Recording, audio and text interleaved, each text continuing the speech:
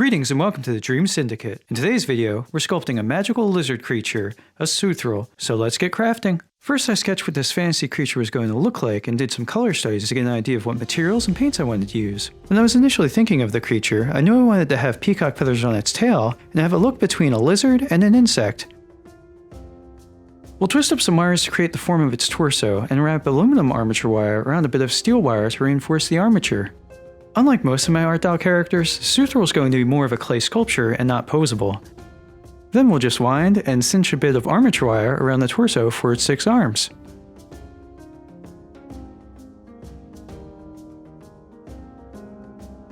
Next we'll take a bit of aluminum foil to bulk out the form of the torso and head. You want to use enough foil to keep your sculpture from getting too heavy, and it'll save you some money on clay, but you also want some thickness to it so it doesn't get too brittle. I'd recommend trying to not have any areas of the sculpture get thinner than 1/8 of an inch, and thicker for the pieces going to have to bear weight, like a foot or an ankle. We'll just go ahead and work some clay around our foil armature. As we go, we'll work in and blend the pieces of clay that we add. I don't often have this problem, but I've heard of the issue of air pockets getting into your clay. As you work, just be alert for any weird bubbles, and if you see them, slice it with your clay tool and blend the area in. With our basic shape laid in, we can create a cavity to put as antenna and close the clay around it. You can find a link below for all the supplies I used to make this fantasy creature. We'll add a rounded rectangular piece to the front of his face to give him a longer muzzle and blend that piece in with a clay tool. The Soothrill's eyes are just oblong pieces of Sculpey Firm. Now I'll add some extra clay to the sides of the face to give him cheeks. And then thin strips for the lower eyelids.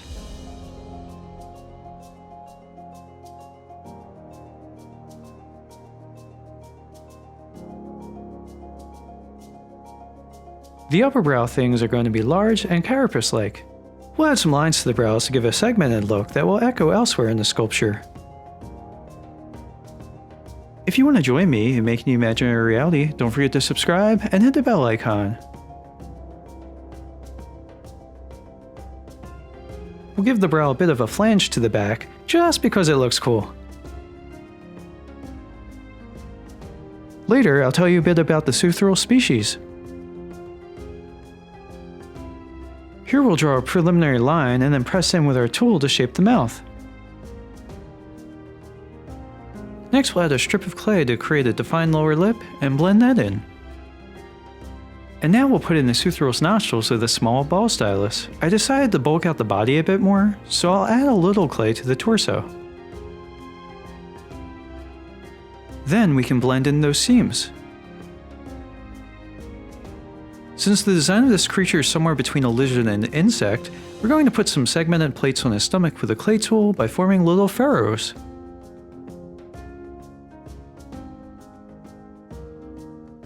We can smooth and refine the lines of the Soothrill's belly plates with a color shaper. Next we'll add a bit of mass to his back. The nice thing about working in polymer clay is you have the freedom to add or subtract to your sculpt to get things looking how you want.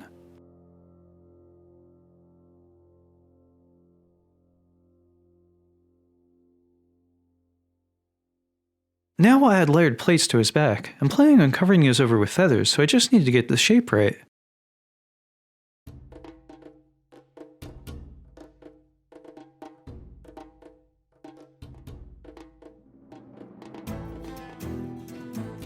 Here we'll measure the length of the arm wire since I'm going to add armature wire for his hands so we can snip off the excess.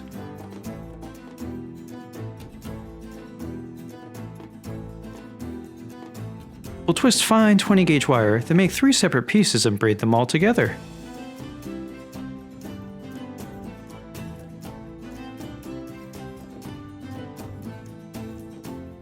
And this is what the armature of the 2-fingered and 1-thumbed hand looks like when it's all put together. We can cut off a bit of excess just beyond the palm of the hand and we'll wrap some more fine gauge wire around, which will help to attach it to the arm wires. I figured it wouldn't be very exciting to show you my twisting a bunch of wire for the 5 remaining hands, so here they are, all finished. Next we'll sandwich the wire in clay to form the shape of the hand.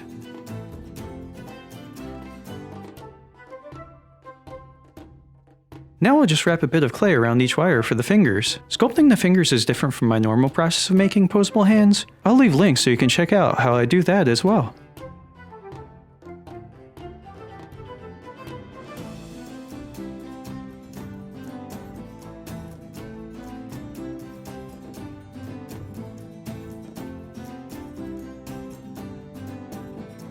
I'll use a pointy flat clay tool to give the finger joints that segmented look.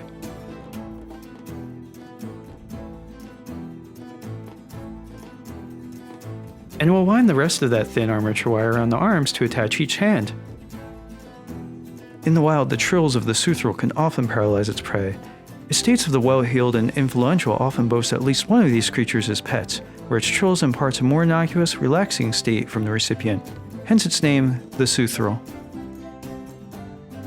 Here we have all of our hands attached, and I'll spend a little time playing with how I have them posed to create a little variety.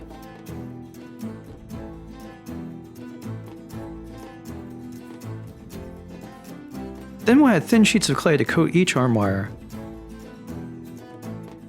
I'll use my ball stylus to blend and push some of the clay together for the shoulder socket.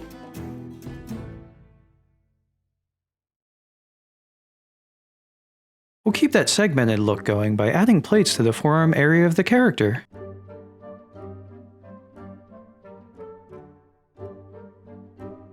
This area looked a little too thin. You can see the armature wire coming through, so I'll add some more clay and work it into the sculpt.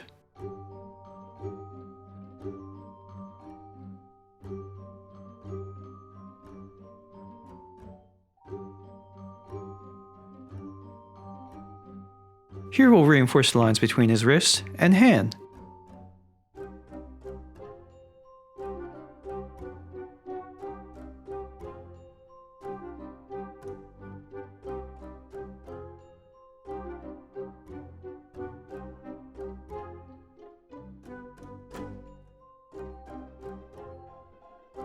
Once we've got the shape of the arm worked out, we'll add a little mass to Soothrill's shoulder joints to give them a tapering look.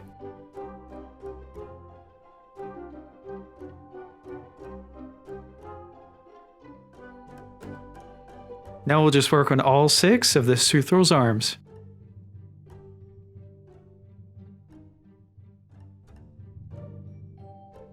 If you're making cool creatures or using any techniques you've learned and want me to check them out, you can tag me on whatever social media you're posting to. My social media links will be in the description and pinned comment.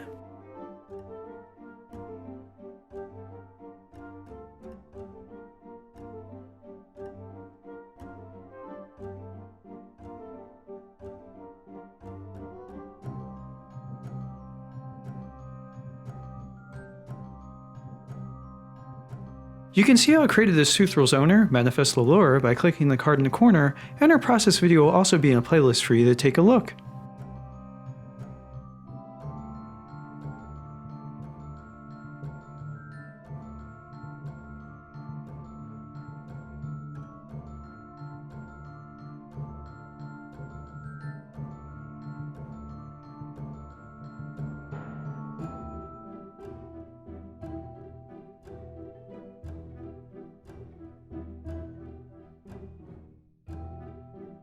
Now we'll go in and refine the shape of the muzzle a bit. I want to give it some texture so it isn't just a smooth, rounded form. We'll give the antenna some attention, clean up the lines. Here I'm also adding some side flange pieces. Originally I thought I was going to poke holes and put in tufts of hair, but I went a different route that you'll see later.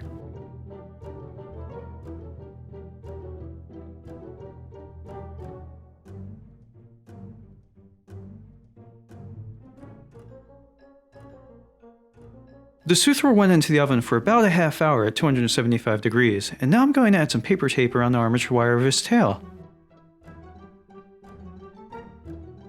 I use paper tape most times I want a part to be poseable, and it's going to give me a base to attach his tail feathers to, and for this reason I intentionally made it a little broad.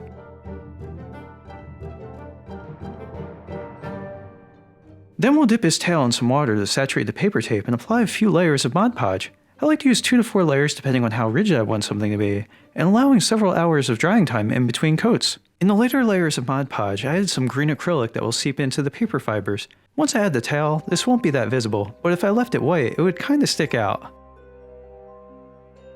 Next we'll use a base tone of alizarin crimson, which is a nice dark red for the eyes, inside the mouth, and nostrils.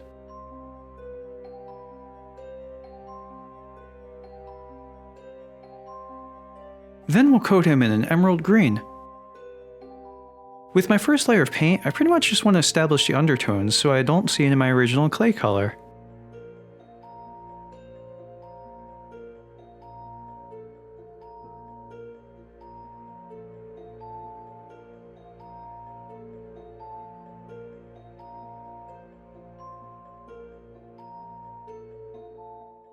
Using mainly yellow ochre and titanium white for pale yellow, we'll paint his underbelly.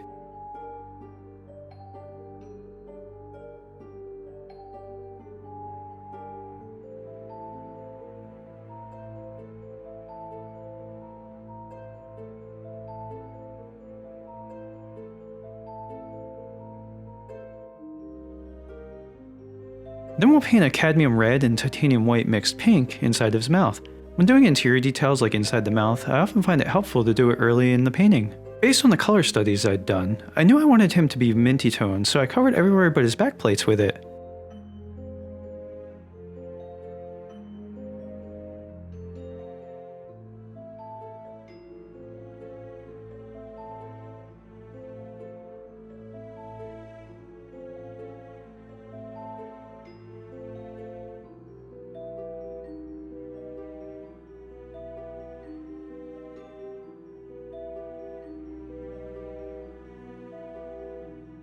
The back plates through the tail gets a quick coat of phthalo green.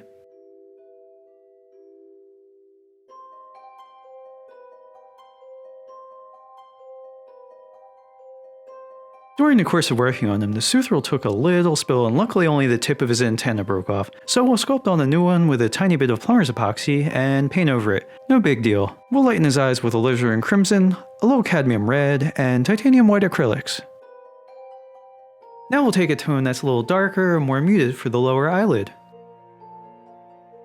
Then a layer of that hue on his cheeks, but we'll knock it back later. I like to ride a line between having interesting tonal shifts, but not having it look too jarring. We'll take our mint while the gray-green tone's still wet and blend the two together. His horned eyebrows will get this pale purple. Then I'll paint in this bubblegum pink that I end up not being a fan of. I'll have to fix that later, but maybe it'll show through the final color in an interesting way. We can use more of that purple to create some more visual interest to the figure. Usually when you're painting a character or making a piece of art, you want a certain repetition of colors. We'll measure the length of the tail and get ready to give our little friend some plumage. The tail is going to be made up of a bunch of small peacock feather tips. Using a bit of Fabri-Tac, we'll attach the feathers to the tail base.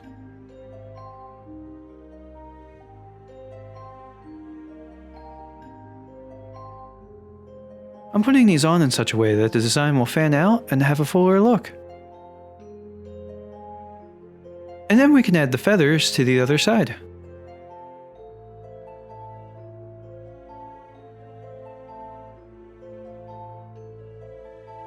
We're also going to add feathers to his back carapace. We'll use smaller, less fancier feathers on each side and then put an ornate feather piece in the center.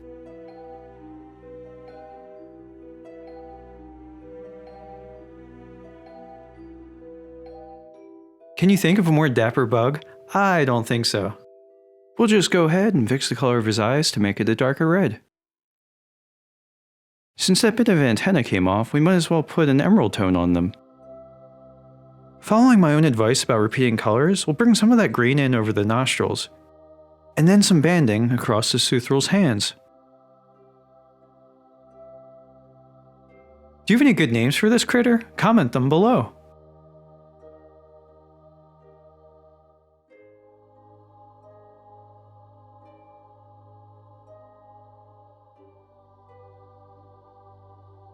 And now we'll cut some little vibrant blue feathers and give them some whiskers. It was challenging to keep the feathers from sticking to my fingers, but bit by bit I was able to Fabri-Tac it to the side of his face. Here I'm very lightly brushing the feathers to remove parts that aren't really adhered to the sculpture.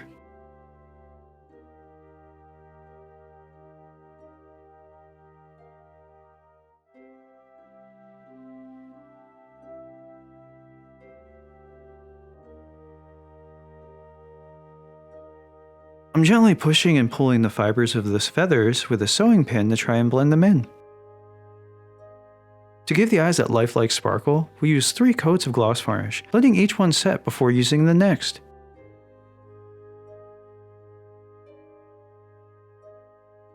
Thanks so much for watching. If you want to join me in making the imaginary reality, don't forget to subscribe and hit the bell icon. Until next time, make believe!